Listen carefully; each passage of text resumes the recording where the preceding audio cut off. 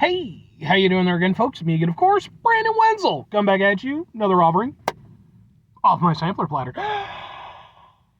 Yes, you folks, sampler videos. Here's videos I've been doing for a little while. We're over there, try food and drink items. I eat stuff, I drink stuff, and folks, I'm going to talk about stuff. I'm going to let you know all that you need to know about hopefully delicious stuff that time I'm doing this, folks.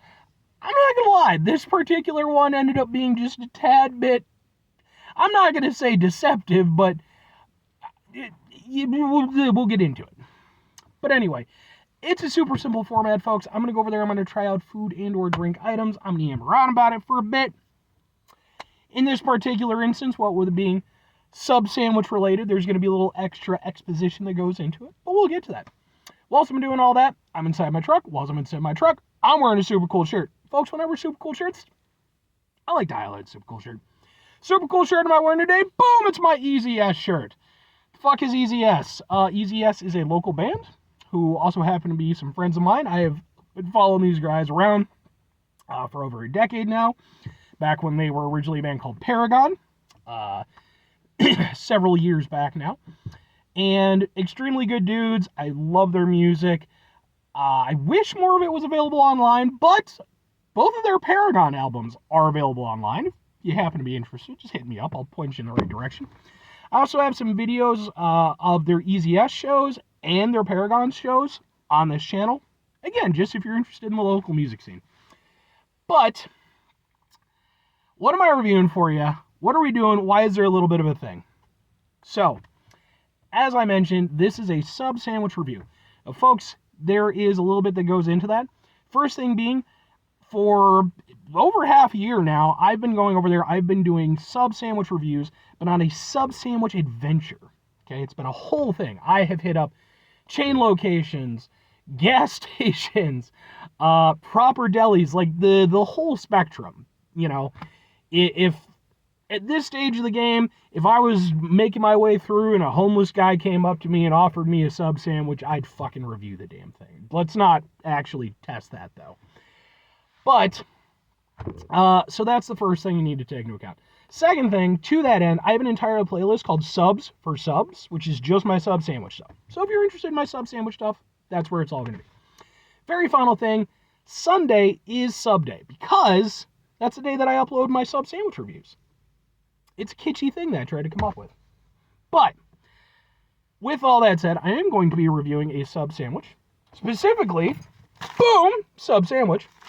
This is from Mario's Italian Deli, which I've actually reviewed a couple subs of before. I did their Italian sub and their Joey sub.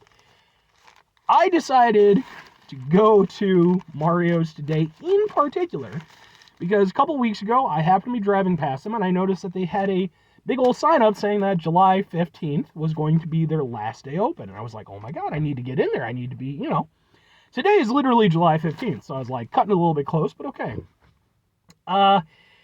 And I'd intended to go over there and have like this, this whole nice thing and, be like, it's sad that they're gone and everything. And then when I was inside the location, there was a lady in front of me who was asking about it. And they're like, oh, no. We're actually just moving locations. Like, we're just headed like 5 minutes down the road. So we're not, this location is closing, but we're just going to open up shop somewhere else. Which made me really happy. But it was one of those things where it's like, well, but anyway, any excuse for a sub sandwich, right? So like I said, this is their American sub sandwich, and I wrote down the ingredients over there. Open. Let's open it up first. Take a look at it. Can we get a thing? Ah! Sure. That's a pretty sexy looking Italian sub sandwich, I'm not gonna lie. It consists of their particular version. This is their 7-inch. It is ham, bologna, cotto salami, cheddar cheese, lettuce, tomato, and mayo. And because some people have asked me to do so, and I try to remember when I can, it cost me $8.78 for a 7-inch sub. You could also get it as an 11-inch. I do not know what the price of that is. But anyway, I am going to say this right off the bat. I do personally feel that an American sub should use American cheese. I know some people, it's a bit sacrilegious, but it's an American sub, right? I mean, cheddar's a great cheese, don't get me wrong, but it's an American sub. needs American cheese. But we're going to go into it. We're going to try it out. I imagine it will be quite good. So let's give it a go.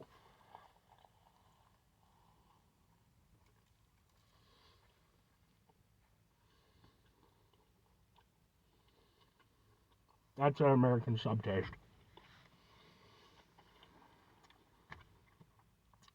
Oh, that's good. That is damn good. I don't know why, but when it comes to an American sub, it's the mayo that makes it for me. And like, I like mayo. I don't have anything against it or anything, but like, it is surprising to me just how much it really does affect the overall of an American sub. Just that little bit of creamy tanginess. It just like seals the whole thing together. That's a good American sub. God damn it. Oh. Oh.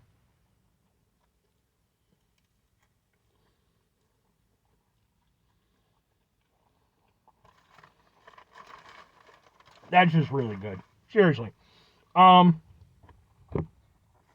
I've spoken to the effect that with an Italian sub sandwich, when you really get it right, all the flavors sort of coalesce into one defining Italian sub sandwich flavor. It's wonderful. It's a thing of beauty. American sub sandwiches can do the same. But the thing with the American sub, it's a little bit more humble, I like to think, than the Italian sub. The Italian sub, it's a little bit, dare I say, classier, But that's not to knock the American sub, because when you do a really good American sub, and it's kind of one of those subs where it's hard to fuck it up, but if you do, there can be no forgiveness. But when you get it right, it really is a thing that just, it's special. It really is. And I think it really represents the entirety of the sub sandwich experience. Because a sub sandwich, you can put a lot of different things on. I've had a lot of different subs, folks. So many different subs have I had. Thing is, when it comes to the sub sandwiches, like, it's fundamentally a very honest and very humble thing to eat, You get, it's not even that, super difficult. You just get some deli meats, you get yourself some good bread, maybe some cheese, some veggies, what have you. But when you get it right, it really is something special. And I really do feel like the American sub it really is the quintessential essence of that. Because it's not trying to be fancy. It's a real simple sub. Fucking there's bologna in there, you got maybe some fucking ham. Like I said, there's different variations on it and everything, but it's fundamentally the same thing. Put a little fucking mayo on there. Doesn't have to be fancy mayo. Shouldn't be fancy mayo. Just some decent mayo. And that's going to make yourself a really good sandwich. This does all of that. The meats taste really good. They're really flavorful and fresh. I was a little bit worried going into it when I thought that the place was closing. I was like, I don't know, what's the quality of their food going to be like on their very last day? But no, obviously, since they're moving, the quality was still excellent. But all the ingredients work really well. The bread it's perfect.